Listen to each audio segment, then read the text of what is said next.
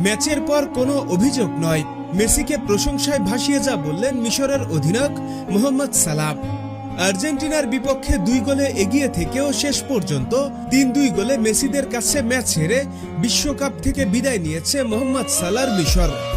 এদিকে এই পরাজয়ের পর মিশরের কোচ সরাসরি রেফারিকে দোষ দিয়েছে, কিন্তু ব্যতিক্রম ছিল মোহাম্মদ সালাহ।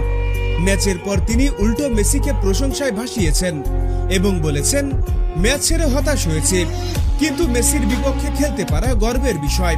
তিনি ফুটবল জগতের সবথেকে সেরা খেলোয়াড়।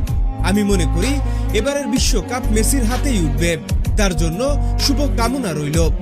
এদিকে শেষ 16 ম্যাচে মিশরের বিপক্ষে অবিশ্বাস্য দুর্দান্ত, এক কথায় অকল্পনীয় একটা কামব্যাক করেছে মেসিদের আর্জেন্টিনা। শুরুতে লিওনেল মেসি পেনাল্টি মিস করে কিছুটা হতাশ হয়েছিল। এরপর যখন মিশর 15 এবং 67 মিনিটে গোল করে এগিয়ে যায়, তখন হয়তো অনেকেই ধরেই নিয়েছিল এই ম্যাচ আর্জেন্টিনা নিশ্চিতভাবে হারতে যাচ্ছে, কিন্তু মেসিরা হাল ছাড়েননি। তাই তো রোমেরো যখন 79তম মিনিটে গোল করেন, তখন আর্জেন্টিনার পুরো দলটা একেবারে চাঙ্গা হয়ে যায়।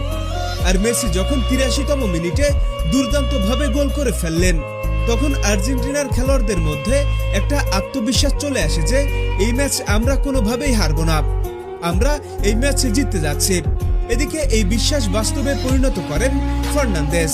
তিনি 92তম মিনিটে গোল করে আর্জেন্টিনাকে দুর্দান্তভাবে জয় এনে দেয়। আর এমন দুর্দান্ত জয়ের ফলে আর্জেন্টিনা কোয়ার্টার ফাইনালও নিশ্চিত করে ফেলে। তবে যাই হোক, এই ম্যাচের পর মোহাম্মদ সালাহ মেসিকে নিয়ে যে প্রশংসা করলেন তা আসলেই প্রশংসনীয়। হ্যাঁ বন্ধুরা, আপনাদের বলছি, মোহাম্মদ সালাহর এই মতামত আপনাদের কেমন লেগেছে এখনই কমেন্টস করে জানিয়ে দিন। আর আমাদের ভিডিওটি ভালো লাগলে অবশ্যই লাইক শেয়ার করুন এবং আমাদের চ্যানেলটি সাবস্ক্রাইব করে আমাদের সঙ্গেই থাকুন। ভিডিওটি দেখার জন্য আপনাকে অসংখ্য ধন্যবাদ।